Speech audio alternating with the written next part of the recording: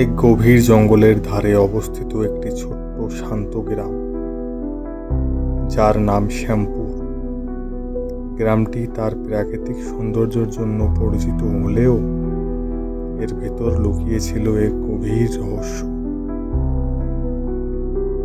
গ্রামের পাশ দিয়ে বয়ে যাওয়া রূপালী নদীর তীরে এক বিশাল প্রাচীন বটগাছ ছিল, যা গ্রামের মানুষের কাছে ভূতের বটগাছ নামে পরিচিত। প্রচলিত ছিল যে রাতে সেই গাছ থেকে এক অদ্ভুত আলো বের হয় এবং ফিসফিস করে কিছু শব্দ শোনা যায়। গ্রামের যুবক অর্ণব ছিল ভীষণ সাহসী আর কৌতূহলী। সে ওই ভূতের বটগাছের রহস্য ভেদ করতে দৃঢ় প্রতিজ্ঞ ছিল। একদিন পূর্ণিমার রাতে যখন গ্রামের গভীর ঘুমে আচ্ছন্ন, অর্ণব টর্চ হাতে রওনা হল সেই বটগাছের দিকে। যত সে গাছের কাছে ছিল ততই তার বুক ধড়ফড় করছিল।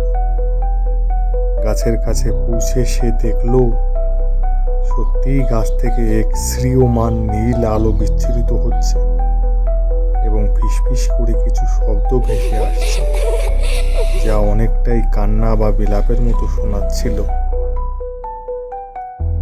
অর্ণব সাহসিকতার সাথে আলোর উৎস খুঁজতে লাগলো। সে দেখল গাছের কোটরে একটি ছোট্ট গর্তের মধ্য থেকে আলো আসছে। সাবধানে গর্তের ভেতর হাত ঢুকিয়ে সে অনুভব করল সেখানে একটি ছোট্ট ধাতব বাক্স আছে। বাক্সটি বের করে আনতেই আলো কমে গেল এবং ফিসফিস শব্দও থেমে গেল। অর্ণব দ্রুত বাক্সটি নিয়ে গ্রামে ফিরে এলো। পরদিন সকালে সে বাক্সটি খুলল। ভেতরে ছিল একটি পুরনো ডায়েরি আর কিছু জং ধরা গয়না। ডায়েরিটি ছিল গ্রামেরই এক প্রাচীন বাসিন্দা রাধামণি দেবীর। ডায়েরিতে লেখা ছিল এক মর্মস্পর্শী কাহিনী। রাধামণি দেবী অবিবাহিত ছিলেন এবং গ্রামের এক সাধারণ কৃষকের সাথে তার গভীর প্রেম ছিল, কিন্তু সামাজিক বিধিনিষেধের কারণে তাদের বিয়ে সম্ভব হয়নি। তাদের ভালোবাসার একমাত্র সাক্ষী ছিল সেই বটগাছ। রাধামণি দেবী তার ভালোবাসার প্রতীক হিসেবে এই গয়নাগুলি সেই বটগাছের কোটরে রেখে দিয়েছিলেন এবং প্রতি পূর্ণিমার রাতে তিনি সেখানে আসতেন তার ভালোবাসার মানুষকে স্মরণ করতে। তার মৃত্যুর পরও তার আত্মা যেন সেই গাছের কাছেই ফিরে আসত, নিজের ভালোবাসার স্মৃতি নিয়ে বিলাপ করতে। নীল আলো ছিল সেই আত্মিক শক্তিরই প্রকাশ। অর্ণব গ্রামের সকলকে রাধামণি দেবীর কাহিনী শোনালো। গ্রামের মানুষ বুঝতে পারল যে এটি কোনো ভূতের গল্প নয়, বরং এক অব্যক্ত প্রেমের কাহিনী।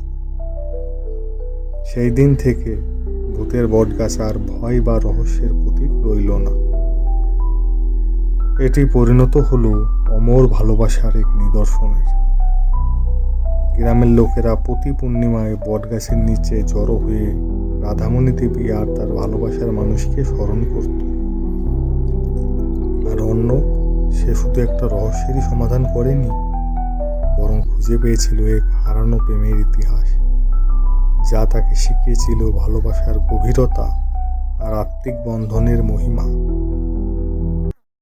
তো বন্ধুরা, গল্পটা যদি তোমাদের ভালো লেগে থাকে তাহলে চ্যানেলটিকে অবশ্যই সাবস্ক্রাইব করে দাও। এরকম আরো নতুন নতুন সুন্দর সুন্দর রোমাঞ্চকর গল্প শুনতে হলে চ্যানেলটিকে লাইক করো, কমেন্ট করো।